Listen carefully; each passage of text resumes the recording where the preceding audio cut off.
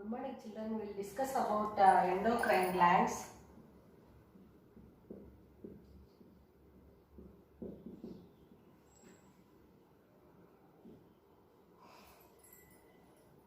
Endocrine glands, functions, where they are present, all we will discuss in this class. So endocrine glands means ductless glands. So they are going to secrete chemicals which we call them as hormones. So these hormones are acting on different parts of the body through blood, and the overall development of functioning of the organs is going to happen. That is because of endocrine glands.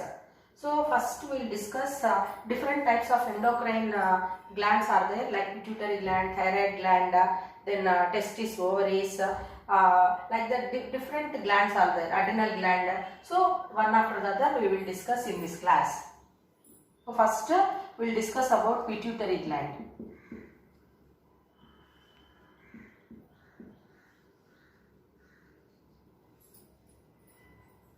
Pituitary gland is present in the floor of the brain. You know that hypothalamus region, it contains pituitary gland, and it is a large pea in size. Large pea in size, and it contains 3 lobes: anterior, middle, and posterior. So from all these 3 lobes, different kinds of hormones are secreted by the pituitary gland, which are going to bring the controlling and coordination of our body. So now this pituitary gland is connecting the endocrine system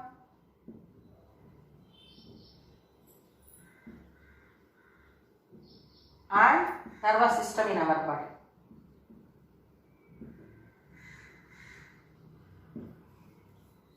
So pituitary gland is connecting the endocrine system and nervous system, and all the endocrine glands present in our body are controlled by the pituitary gland. So pituitary gland is called the master gland of endocrine system.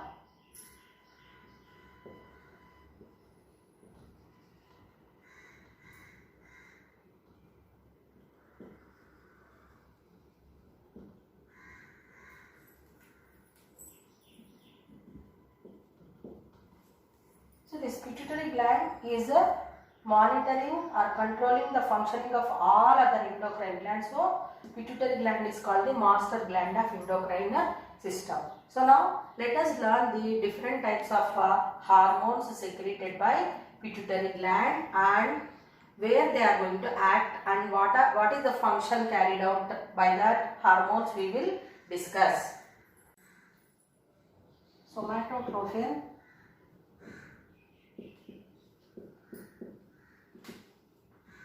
it is also called as growth hormone.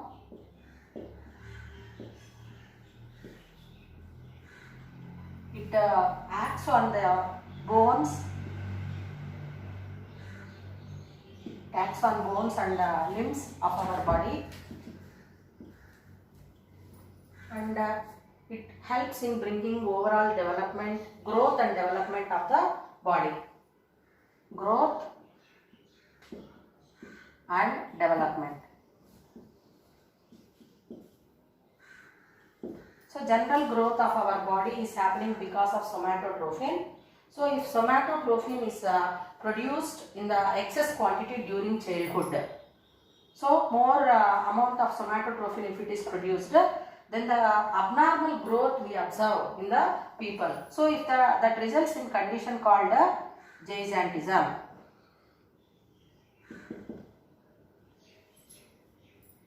So normal growth, you know, and abnormal growth means too much taller. So that condition we call it as gigantism. If growth, this somatotropin hormone is not produced in the required amounts, then people will be dwarfs. So that condition we call it as a dwarfism.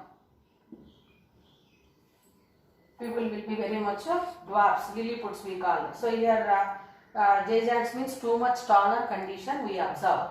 So normal growth, you know, you usually 5 to 6 feet in our country is the height, whereas some people it will be more than that we observe. So that is because of abnormal release of somatotrophin during childhood.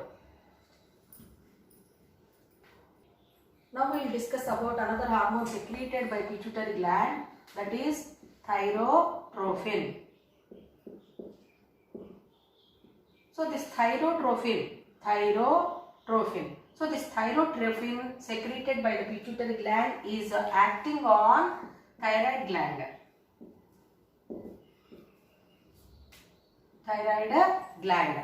So another endocrine gland, this is thyroid gland. So this thyrotrophin secreted by pituitary gland is acting on thyroid gland, and it is going to help in the bringing growth and development of thyroid gland and functioning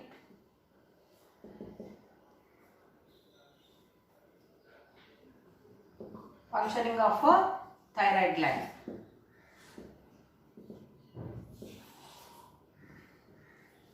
Is it clear? So thyrotrophin will act on thyroid gland and it helps in growth and proper functioning of thyroid gland. And it also helps in the thyrotrophin also helps in the proper secretion of thyroxine hormone.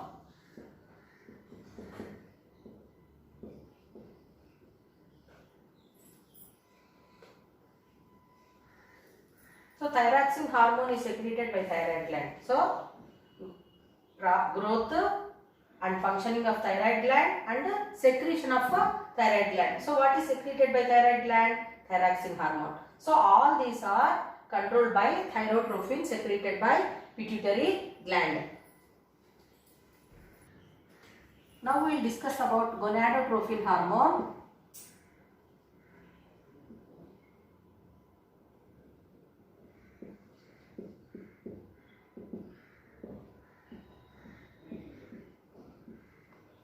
So this gonadotrophin hormone is secreted by pituitary gland, gonads.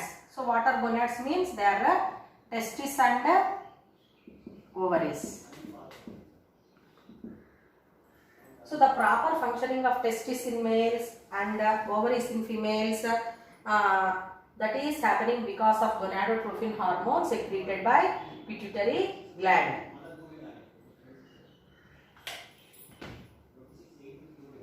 Now we will discuss about adrenocorticotrophic hormone.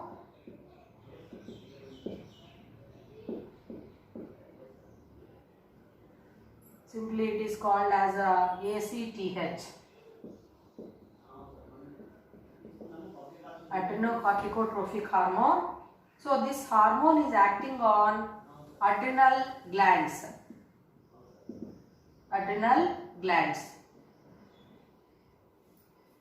So this adrenal gland, again it is another kind of endocrine gland. So this adrenocorticotrophic hormone which is secreted by pituitary gland is acting on adrenal gland, and it is helping in the secretion of a hormone by the adrenal glands. So what is that hormone secreted by the adrenal glands? Adrenaline. So required amount of adrenaline and the proper functioning of adrenal glands is because of adrenocorticotrophic hormone secreted by pituitary gland.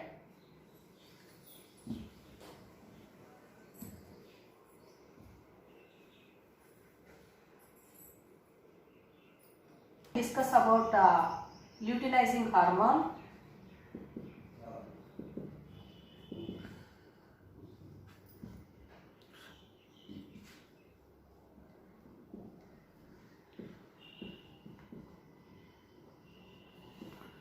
So this luteinizing hormone is also secreted by pituitary gland, and it is acting on the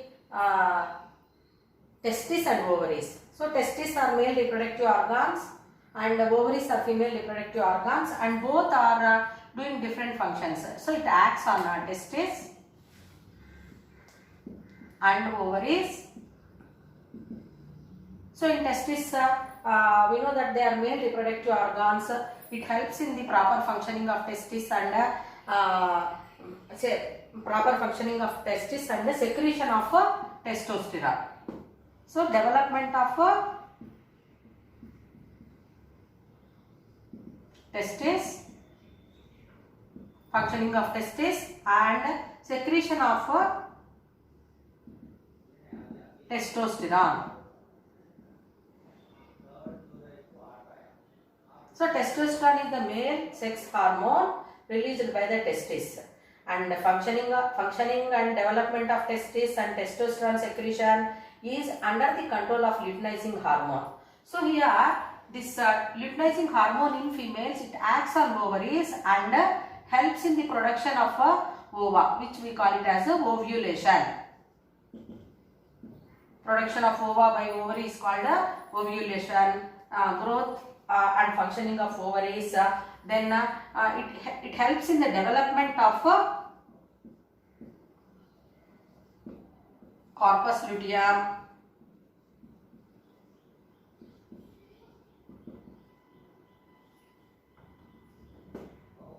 Development of corpus luteum, and it also helps in producing or secretion that is progesterone. So this progesterone is the female sex hormone. So luteinizing hormone secreted by the pituitary gland is acting on testes in males and ovaries in females. So in males, development and functioning of testes and secretion of testosterone hormone is happening, whereas in females it acts on ovaries, growth, development, everything is happening because of luteinizing hormone and ovulation. What is the meaning of ovulation? It helps in the production of ova. Then development of corpus luteum. Corpus luteum, ruptured follicle, we call a corpus luteum.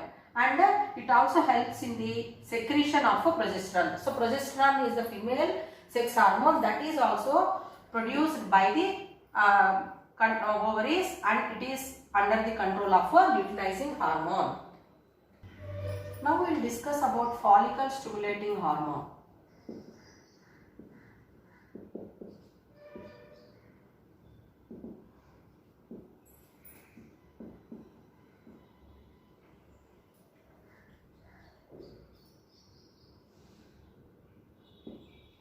So it is called as FSH, follicle stimulating hormone.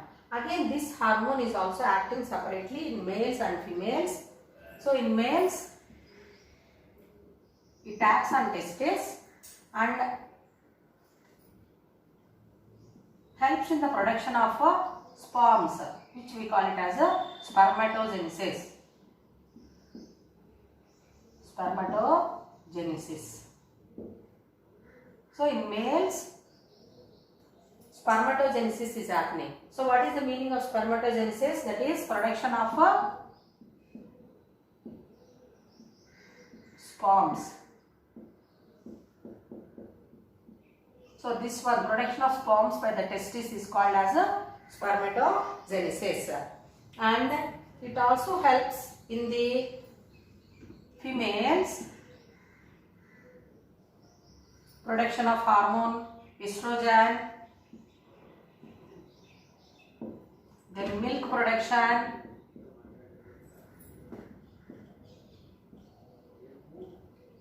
it acts on mammary glands, milk glands, and it helps in the production of milk, and it also helps in the development of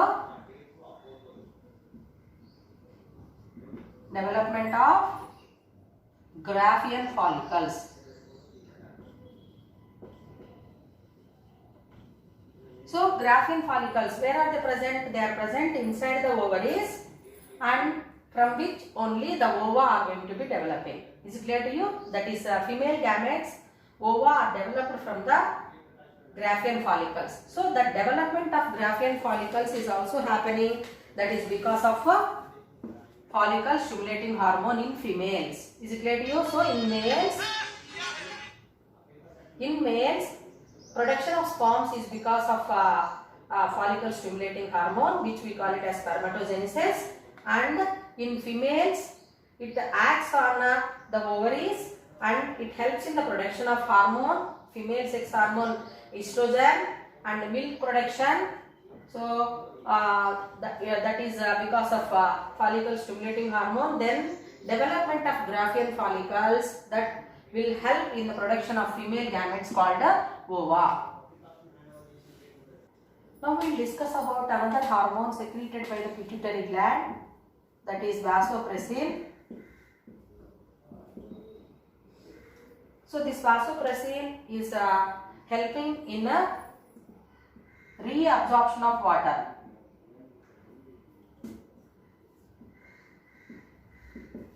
From reabsorption of water from kidney tubules.